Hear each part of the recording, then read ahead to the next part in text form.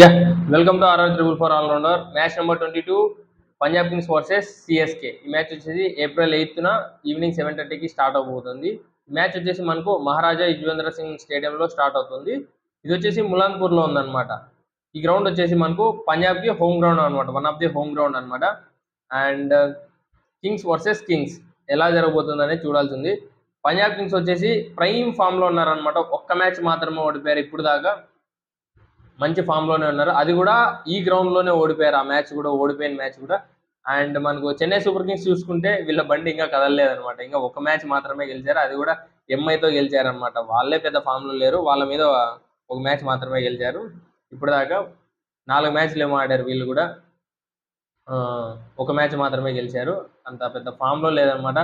180+ runs కొడితే first batting తీసుకొని Punjab Kings చేసేకి చాలా కష్టం అయిపోతుంది అనమాట. ఎందుకంటే 180+ రన్స్ చేయక 3 years అవుతుందంట.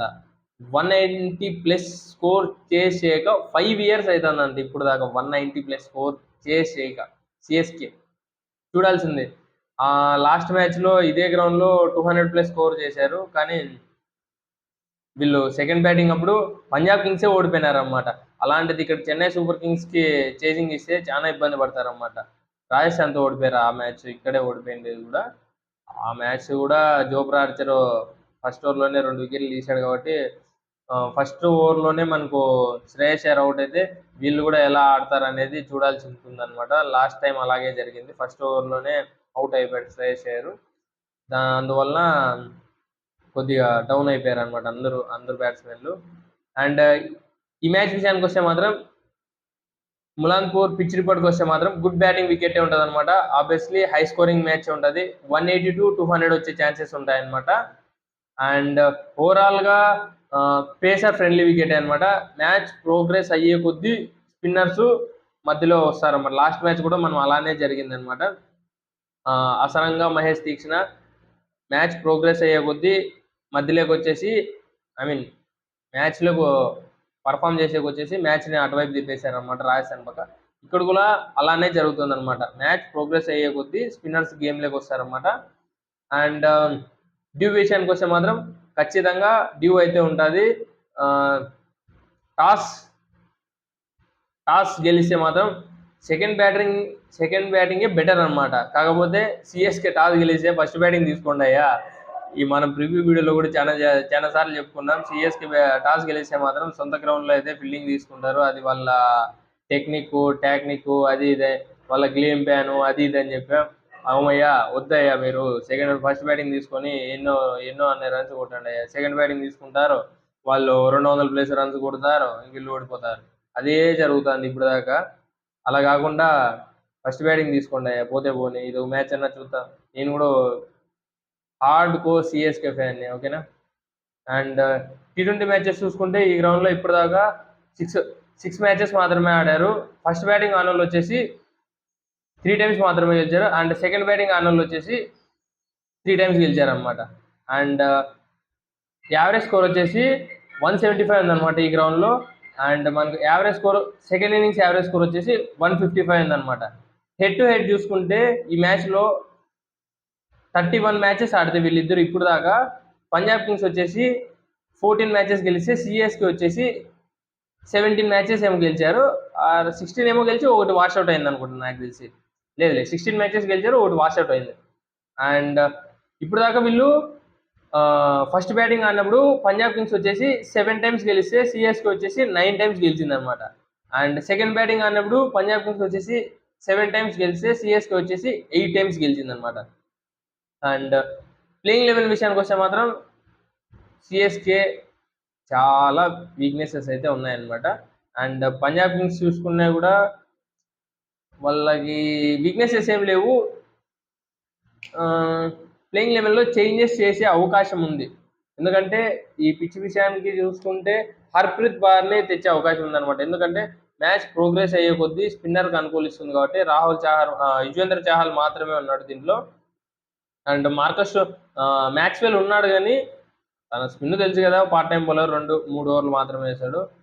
అలా కాకుండా 4 overs వేసే బౌలింగ్ కావాలి కాబట్టి హర్ప్రీత్ బార్ని తెచ్చే అవకాశం ఉంటుంది. ఇంకా సిఎస్కే వాళ్ళకి ఈ పిచ్ అనుకూలిస్తుంది అనమాట, చాలా అనుకూలిస్తుంది. ఎందుకంటే స్లో పిచ్చే కాబట్టి చపాక్కి సేమ్ సూట్ అయ్యే ఛాన్సెస్ ఉంది.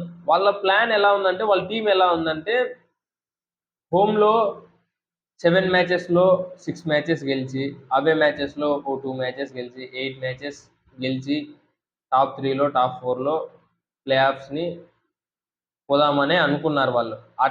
అట్లా అనుకోనే ఆ టీంని కొన్నారనమాట యాక్షన్లో. ఇప్పుడు చూస్తే వాళ్ళ నుంచి పెద్ద ఫామ్లో అయితే లేరు. ఓకే, వాళ్ళ ప్లేయింగ్ 11 విషయాన్ని మాట్లాడుకునేటప్పుడు వాళ్ళ గురించి మాట్లాడుకుందాం.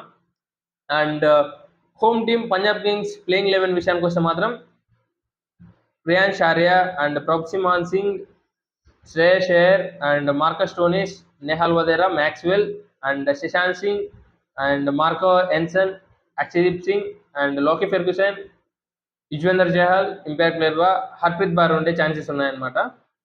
అండ్ లేకపోతే వైశాఖ్ విజయ్ కుమార్ కూడా వచ్చే ఛాన్సెస్ ఉంటాయన్నమాట వీళ్ళకి. ఎందుకంటే వైడ్ యార్కర్స్ బాగా వేస్తున్నారు కాబట్టి ఏమో చెప్పలేం, తెచ్చే ఛాన్సెస్ ఉండవు. అండ్ వీళ్ళ ప్లేయింగ్ 11 విషయానికి వస్తే మాత్రం ప్రియాంష్ ఆర్య ఒక్క మ్యాచ్ మాత్రమే స్టార్ట్ ఇచ్చాడు. ప్రొక్సిమాన్ సింగ్ ఓకే కీపింగ్లో అయితే పర్లేదు అనిపిస్తున్నాడు ప్రతి మ్యాచ్.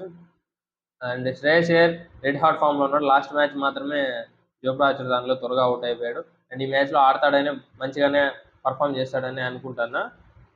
అండ్ మార్కస్ స్టోనిస్ ఆడాల్సిందన్నమాట. వీళ్ళు ప్లే ఆఫ్స్కి వెళ్ళాలంటే ఖచ్చితంగా ఈ ఇద్దరు ఆస్ట్రేలియన్ ప్లేయర్లు ఖచ్చితంగా ఆడాలన్నమాట. మార్కస్ స్టోనిస్, మ్యాక్స్వెల్ వీళ్ళిద్దరూ ఆడితేనే వీళ్ళు ప్లే ఆఫ్స్కి వెళ్తారు, మ్యాచ్లు కూడా గెలుస్తారన్నమాట. ప్రతిసారి శ్రేయస్ అయ్యర్ ఆడే మ్యాచ్లు గెలిపేయాలంటే కాదనమాట ఇది. అండ్ నెహల్ వదేరా అండ్ మనకి శశాంత్ సింగ్ వీళ్ళిద్దరు కూడా మంచిగా పర్ఫామ్ చేయాల్సింది. అండ్ ఒక మ్యాచ్ మాత్రమే శశాంత్ సింగ్ బాగానే ఆడాడు. 3 మ్యాచ్లే కాబట్టి ఓకే పర్లే, అలా ఆడుతుంటే పర్లేదన్నమాట. అండ్ మార్కో ఎన్సన్ మంచిగా బౌలింగ్ చేయాల్సింది, ఇంకా బ్యాటింగ్లో అయితే ఇప్పటిదాకా దాన్ని ఇంకా అంతేం లేదు. ఒక మ్యాచ్ మాత్రమే బ్యాటింగ్ వచ్చింది కాబట్టి ఇంకా అంత టెస్ట్ ఏం జరగలేదు. అండ్ బౌలింగ్లో అయితే రన్స్ అయితే చాలా తక్కువ, చాలా ఎక్కువ ఇస్తున్నాడు, కొద్దిగా తగ్గించుకోవాల్సి ఉంటుంది ఎకానమీ. అండ్ అక్షదీప్ సింగ్ పర్లేదు అనిపిస్తున్నాడు. అండ్ లోకి ఫెర్గ్యూసన్ మంచిగానే పర్ఫామ్ చేస్తున్నాడు అనమాట. అండ్ చహల్ 18 crores పెట్టి కొన్నారు, దానికి తగ్గట్టుగా అయితే బౌలింగ్ చేయలేదని ఇప్పుడు దాకా అయితే నేనైతే అనుకుంటాను. అండ్ సిఎస్కే ప్లేయింగ్ 11 విషయానికి వస్తే మాత్రం చేంజెస్ చేయాలి బ్రదర్, ఖచ్చితంగా చేంజెస్ చేయాలి. ఎందుకంటే కాన్వే ఫామ్లో లేడు, సచిన్ రవీంద్ర ఒక్క మ్యాచ్ మాత్రమే ఆడాడు లాస్ట్ సీజన్ మాదిరే. లాస్ట్ సీజన్లో కూడా ఒక మ్యాచ్ ఆర్సీబీతో అనుకుంటా దెబ్బ కొట్టాడు, ఫస్ట్ మ్యాచే మామూలు కొట్టలే ఆ రోజు. ఇంకా దాని తర్వాత అసలు ఆడింది లేదనమాట. ఈసారి కూడా అలానే జరిగింది. ఫస్ట్ మ్యాచ్ ముంబైతో మంచిగానే ఆడాడు, ఇంకా తర్వాత చూస్తున్నారు కదా మీరే. అలా కాకుండా నాకు తెలిసి ఈ మ్యాచ్లో ఇలా ప్లేయింగ్ 11 ఉంటే, నా ప్లేయింగ్ 11 ఇది ఇలానే ఉంటుంది అనేది ఏం లేదు, ఇలా ఉంటే చాలా బెటర్ అని నేను అనుకుంటాను. ప్లేయింగ్ 11 వచ్చేసి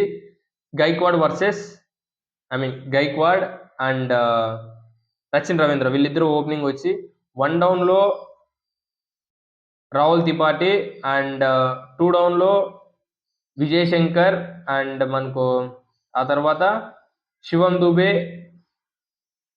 జడేజాని పైకి పంపేయాల్సి ఉంటుంది. జడేజా అండ్ ఇప్పుడు దాకా ఈ గ్రౌండ్లో వచ్చేసి శామ్ కరోన్కి మంచి ఎక్స్పీరియన్సే ఉంటుంది అనమాట. ఎందుకంటే లాస్ట్ 2 సీజన్గా వాళ్ళ సైడే ఆడాడు కాబట్టి ఈ గ్రౌండ్లో డైమెన్షన్స్ తెలిసింటాయి, పిచ్లు తెలిసింటాయి, లేకపోతే అవుట్ఫీల్డ్ ఎలా ఉంటుందో తెలిసింటాయి కాబట్టి ఉంటే బాగుంటుందని అనుకుంటున్నాను.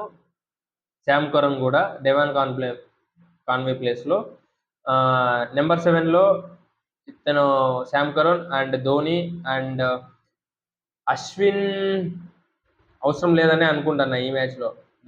తన ప్లేస్లో అనుకుల్ కాంబోజ్ అండ్ మనకు ఖలీల్ అహ్మద్ పతిరానా ఉండే అవకాశం ఉంటుంది. ఇంపాక్ట్ ప్లేయర్గా ఇంకా శివం దుబే ఆల్రెడీ చెప్పేసుకున్నాం కదా. అండ్ ఇంకా వీళ్ళని చూసుకుంటే మాత్రం ఇప్పుడు దాకా మనకు పెద్ద ప్లేయర్ బ్యాటిల్స్ అయితే లేవన్నమాట. ఎందుకంటే వీళ్ళని వాళ్ళు ఎక్కువ ఫేస్ చేయలేదన్నమాట, వాళ్ళ టీం అంతా మారింది. అండ్ అంత పెద్ద ప్లేయర్ బ్యాటిల్స్ ఏం లేవు, ఉన్నా కూడా స్ట్రైక్ రేట్ 200+ ఉంది, అవి చెప్పుకోవాల్సిన అవసరం లేదు కాబట్టి. ఇంకా వార్ బ్యాటిల్స్ చూసుకుంటే మాత్రం శ్రేయస్ అయ్యర్ వర్సెస్ ఖలీల్ అహ్మద్. మంచి ప్లేయర్ వార్ బ్యాటిల్ అయితే ఉండబోతుంది. ఎందుకంటే రెడ్ హాట్ ఫామ్లో ఉన్నాడు. తను కూడా మంచిగానే వికెట్స్ తీస్తున్నాడు అన్నమాట పవర్ ప్లేలోనే 2 వికెట్లు తీసే ఛాన్సెస్ ఈ రోజు కూడా పుష్కలంగా ఉన్నాయన్నమాట ఖలీల్ అహ్మద్కి. చూడాలి ఎలా బౌలింగ్ చేశాడు అనేసి. అండ్ రుతురాజ్ గైక్వాడ్ వర్సెస్ లోకి ఫెర్గుసన్. గైక్వాడ్ వికెట్ తీస్తే మాత్రం సిఎస్కే మ్యాచ్ ఓడిపోయినట్లు. ఇంక చూడాల్సిన అవసరమే లేదు. గైక్వాడ్ పోతే లేదనమాట ఇంక మ్యాచ్. అది కూడా 1 డౌన్ వస్తే ఇంక మ్యాచ్ ఇంక అసలుకే లేదనమాట. ఈ రోజు కూడా రుతురాజ్ గైక్వాడ్ 1 డౌనే వచ్చాడంటే మ్యాచ్ ఓడిపోతారు. ఇంక చూడాల్సిన అవసరం లేదు. And Marcus Stoinis versus Noor Ahmad. మంచి వార్ బ్యాటిల్ అయితే ఉండబోతుంది. మార్కస్ స్టోనిస్ అండ్ మ్యాక్స్వెల్ వీళ్ళిద్దరికి నూర్ అహ్మద్తో అయితే మంచి వార్ బ్యాటిల్ అయితే ఉండబోతుంది. చూడాలి ఎలా ఆడతారనేసి. అండ్ ఫైనల్ విన్నింగ్ ప్రిడిక్షన్కి వస్తే మాత్రం ఆబ్వియస్లీ పంజాబే రెడ్ హాట్ ఫామ్లో ఉంది కాబట్టి పంజాబ్కి వచ్చేసి 65% ఇస్తాను. సిఎస్కే 35% ఇస్తాను అనమాట. ఇంక ఈ మ్యాచ్ ఓడిపోతే ఇంక వాళ్ళు ప్లే ఆఫ్స్ విషయాలు కూడా ఇంకా మానుకోవాల్సి ఉంటుంది. ఏదో ఆడుతున్నాం అనేసి ఈ టోర్నమెంట్ క్లోజ్ చేయాల్సింది అనుకుంటాను నేనైతే. ఇప్పుడు దాకా ఈ వీడియో చూసింటే మాత్రం మీకు నచ్చిందనే అనుకుంటున్నాను. మీకు నచ్చింటే మాత్రం ఈ వీడియోని లైక్ చేసి ఎంకరేజ్ చేయండి. అండ్ మీ ఫ్రెండ్స్లో ఎవరైనా క్రికెట్ లవర్స్ ఉన్నా కూడా ఈ వీడియోని షేర్ చేయండి. అండ్ సబ్స్క్రైబ్ చేసి పెట్టుకోండి. సబ్స్క్రైబ్ చేయడమే కాకుండా బెల్ ఐకాన్ ఆన్ చేసి పెట్టుకోండి. నేను వీడియో పెట్టగానే మీకు నోటిఫికేషన్ అనేది వస్తుంది అనమాట. ఓకేనా? Thank you guys.